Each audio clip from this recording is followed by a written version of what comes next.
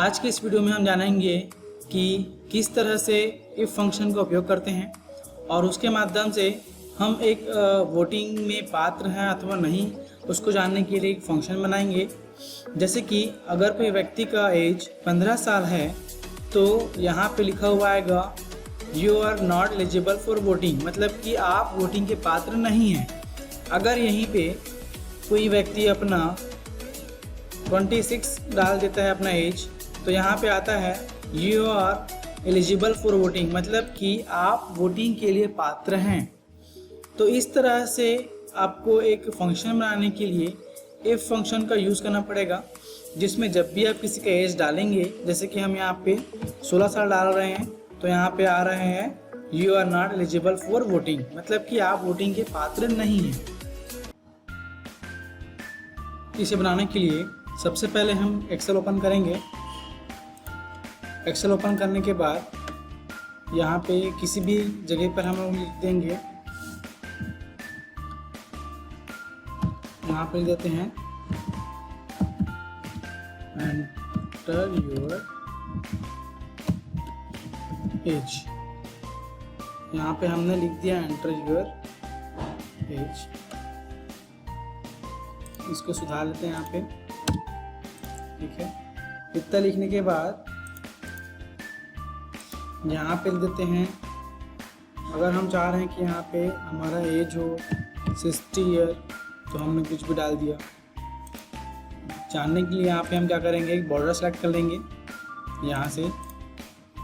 अब हम चाह रहे हैं कि इसका जो आउटपुट हो, मतलब कि जो भी व्यक्ति यहाँ पे जब अपना एज डालेंगे, इस बॉक्स में जैसे अपना एज डालेंगे तो उसका रिज़ल्ट हमको कुछ यहाँ पे मिले। तो यहाँ पे भी हम थोड़ा सा कॉलम को सिलेक्ट कर लेते हैं, यहाँ पे मेल, यहाँ पे मर्ज कर लेते हैं।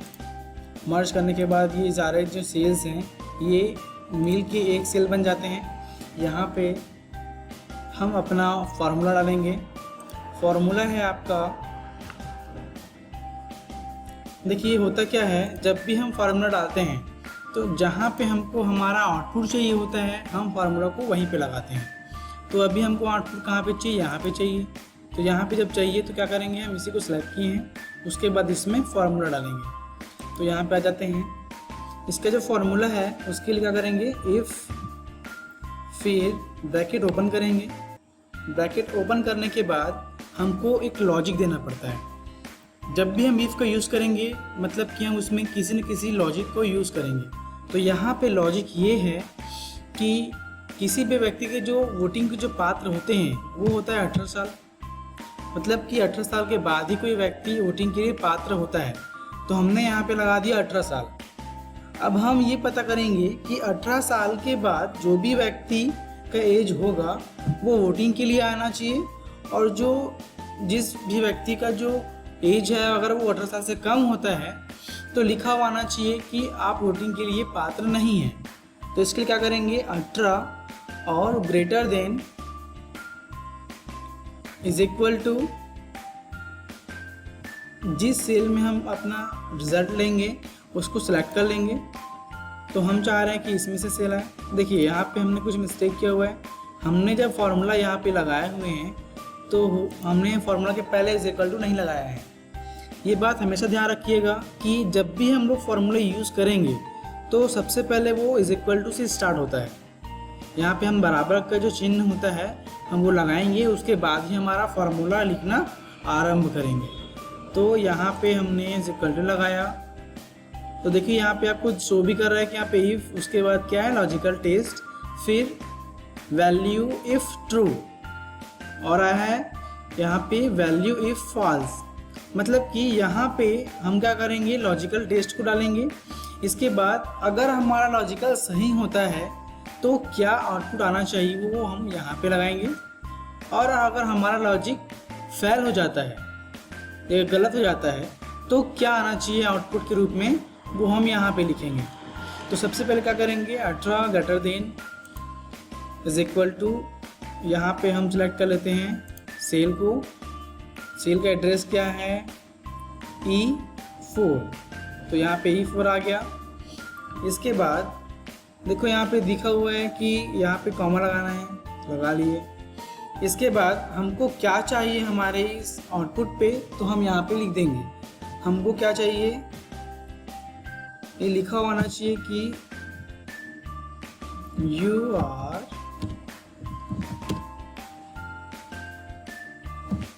एलिजिबल फॉर वोटिंग, मतलब कि आप वोटिंग के पात्र हैं। अब यहाँ पे हम डबल इन्वर्टेड कॉमा डाल देंगे। यहाँ पे जब भी हम कोई भी स्ट्रिंग लेंगे, मतलब कि जब भी हम कोई टेक्स्ट को शो करेंगे तो उसको डबल इन्वर्टेड कॉमा के अंदर लिखेंगे, फिर यहाँ पे कॉमा लगाएंगे। अब देखिए यहाँ पे क्या हो रहा है, वैल्यू फॉल्स में डालेंगे, तो इसमें भी हम लोग लिखेंगे। पहले डबल इन्वर्टेड कॉमा को ऑन करते हैं। अब डबल इन्वर्टेड कॉमा को लगाने के बाद ही हम दोबारा हमारे जो टेक्स्ट हैं उसको लिखेंगे। तो टेक्स्ट क्या है हमारा, you are not eligible for voting, मतलब कि आप वोटिंग के पात्र नहीं हैं। फिर से डबल इन्वर्टेड कॉमा को हम लोग बंद कर देते हैं। इतना करने के बाद हमारा जो ब्रैकेट हमने जो ओपन किया हुआ था, देखिए यहाँ पे हमने ब्रैकेट को ओपन किया हुआ है ना, यहाँ पे भी देख सकते हैं ब्रैकेट को ओपन किया हुआ है। तो हम क्या करेंगे, ब्रैकेट को क्लोज कर देंगे। इतना एक बार और देख लेते हैं फंक्शन किस तरह से हम लोग लगाए हैं। सबसे पहले हम लोग फंक्शन स्टार्ट करने से पहले क्या लगाते हैं, इज इक्वल टू लगाते हैं, बराबर का चिन्ह लगाते हैं। तो हमने यहाँ पे बराबर का चिन्ह लगा दिया। इसके बाद लिखेंगे इफ़, फिर ब्रैकेट ओपन करेंगे। ब्रैकेट के अंदर में हम एक लॉजिक लगाएंगे। देखिए यहाँ पे लॉजिक में हमने ग्रेटर देन और इज इक्वल टू लगाया हुआ है। हम अगर यहाँ पे इज इक्वल टू का यूज़ नहीं करते हैं तो क्या होगा, अगर कोई व्यक्ति 18 साल लगा डालता है तो वहाँ पे एलिजिबल दिखाएगा, अगर 18 से कम दिखाता है तो नॉट एलिजिबल दिखाएगा। इसलिए हमने यहाँ पे किया हुआ है क्या, इज इक्वल टू। आपको क्या करना है, इतने की चीज़ को याद कर लेना है। इसके बाद यहाँ पे हमने एड्रेस दिया हमारे सेल का। उसके बाद इन्वर्टेड कॉमा के अंदर